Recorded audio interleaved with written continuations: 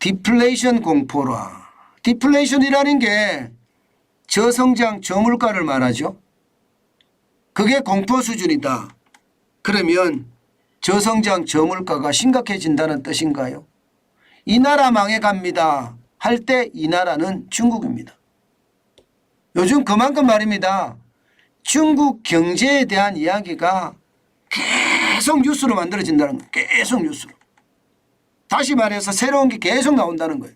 새로운 게 계속 나온다. 여러분 디플레이션이라는 말 이거 이미 중국에 대해서는 나왔던 이야기예요. 그런데 그와 관련된 지표가 새롭게 계속만 나오는 계속. 이 말은 여러분 중국 경제가 지금 진짜 망해간다는 이야기가 되는 거예요. 뉴스가 계속해서 나오는 것 일반적으로 쉽지 않습니다. 좋은 일에는 뉴스를 한 번밖에 나지 않습니다. 일반적으로 말입니다. 예를 들어서 초격차 기술 개발했다. 초격차 기술 개발했다가 끝이에요. 그리고 나서 한참 후에 그게 상용화 생산을 한다. 이러면 또 끝이에요. 그리고 그 한참 후에 수출이 많이 된다. 이러면 끝이거든요. 근데 나쁜 뉴스는요. 계속해서 새로운 것을 만들어냅니다. 일반적으로 그렇습니다. 지금 중국 경제가 계속 새로운 것을 만들어내고 있습니다. 그래서 중국 경제가 지금 구렁텅이로 혹은 늪으로 빠지는 것 아니냐 이런 얘기가 나오는 겁니다. 당장 이거 보세요. 7월에 중국 소비자 물가지수 상승률입니다. 마이너스 0.3%예요. 오히려 떨어졌습니다. 떨어졌어요. 이게 플러스 0.3% 돼서 상승률에 어떤 말이 맞게끔 버금갔으면 좋았는데 그러지 못하다는 거잖아요. 그러지 못하다는 거잖아요. 지금 말입니다. 물가가 마이너스로 내려갔다는 것은 중국의 소비가 죄송합니다. 제가 조금 강한 표현을 쓰겠습니다.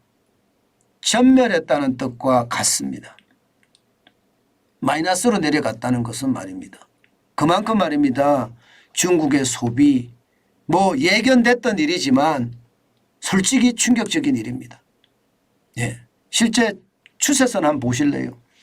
2020년 1월만 하더라도 중국 소비자 물가는 5.4%를 기록했어요. 그러던 것이 말입니다. 그해 11월에 마이너스 0.5%까지 떨어지더니 2021년에는요. 마이너스 0.3, 2월에는 마이너스 0.2 이렇게 기록을 했었거든요. 그러다가 물가가 다시 올라갔습니다. 이게 아무래도 원자재 가격이 올라가고 유가가 올라가고 하니까 이게 실제 영향을 많이 받았거든요.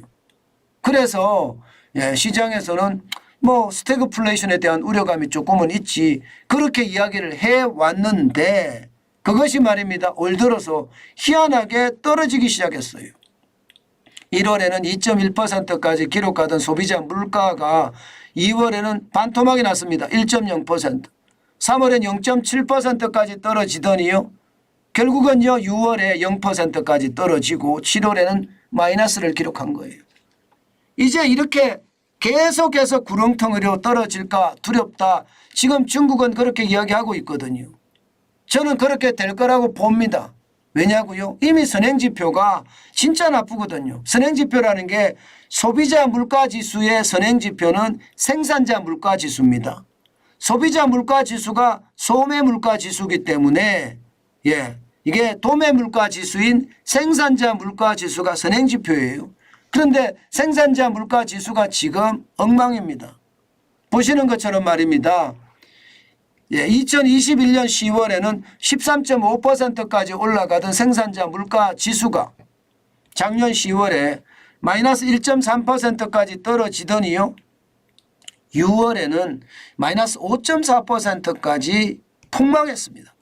이 정도면 폭망입니다.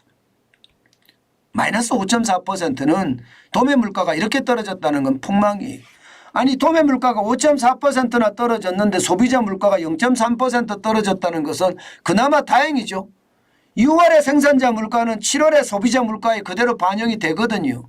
생각보단 덜 떨어진 거예요. 문제는 여러분 생산자 물가의 흐름 추세선이 어떻습니까? 7월에도 떨어질 모양이죠. 예, 그러면 소비자 물가는 8월에도 또 떨어진다는 이야기가 되는 거죠. 반등의 기미가 안 보이잖아요. 예, 쉽게 말하면 주구장창 내려가고 있습니다. 주구장창. 이것은요 시장에 엄청난 위협으로 된다 그런 뜻이 되는 겁니다. 사실 중국 경제 어렵거든요. 지금 물가가 떨어진다는 것은 결국 저성장 저물가 디플레이션. 디플레이션이라는 게 여러분 아시죠? 일본이 겪었던 잃어버린 20년, 잃어버린 30년, 심지어 잃어버린 10년이라고 이야기하던 최악의 어떤 경제 상황, 경제 불황의 방정식, 그게 지금 중국에 나타나고 있다는 거예요. 이거 말입니다. 일본이 그렇게 이야기했어요. 디플레이션이 터지면 답이 없다 그래. 답이. 어떤 대책을 내놔도 시장에서는 먹히지 않더라. 오죽했으면 일본 관료들이 백약이 무효하다 이런 이야기를 썼겠습니까? 포기한다는 뜻이었거든요. 지금 중국이 딱 그 모양새로 가고 있다. 딱 그 모양새로. 네. 일본의 장기 불황의 방정식대로 가고 있는 겁니다. 이것은 어쩌면 말입니다. 저는 일본은요 그나마 자유진영의 연대에 있었기 때문에 이게 명맥을 유지하면서 저성장 저물가를 유지하면서 나라를 지켜내고 경제를 지켜냈지만 중국은 사정이 다릅니다. 미국 입장에서는요 중국이 완전히 뭉개졌으면 좋겠다 그렇게 생각하는 게 미국의 입장이거든요. 오히려 말입니다. 동남아를 더 살리고 인도를 더 살린다는 게 지금 입장이거든요. 실제로 말입니다. 중국이 세계의 공장이라고 계속해서 이야기해 왔지만 점점 아니 이미 말입니다. 세계의 공장은 베트남이 됐는지도 모르겠어요. 베트남이 됐는지. 그만큼 베트남에 대한 투자가 굉장히 많아지고 중국에 대한 투자는 철수에 철수. 기업도 철수하고 자금도 철수하고 안 망할까요? 어려워질 수밖에 없습니다. 실제 중국의 상황을 보면 말입니다. 당장 소비가 전체 경제 성장률에서 차지하는 비중이 60% 가까이 됩니다. 60%. 우리나라는 많을 때 50%면 50%지만 중국은 60%, 미국은 70% 정도 되거든요. 소비 중심 국가죠. 예. 그런데 이게 소비가 꼬꾸라지고 있어요. 6월에 3.1%까지 꼬꾸라졌습니다. 4월에 18.4%까지 늘어난 저렇게까지 늘어났는데 뭐가 걱정이야? 이게 아니에요. 왜냐하면 기저효과를 반드시 생각을 해야 되거든요. 이게 2022년 4월에 상하이 봉쇄가 되면서 마이너스 11.1%까지 떨어졌으면 올해 4월에는 적어도 20% 이상의 소매 판매 증가율이 나왔어야 됐는데 그렇게 못 나왔다는 이야기예요. 그렇게 못 나왔다.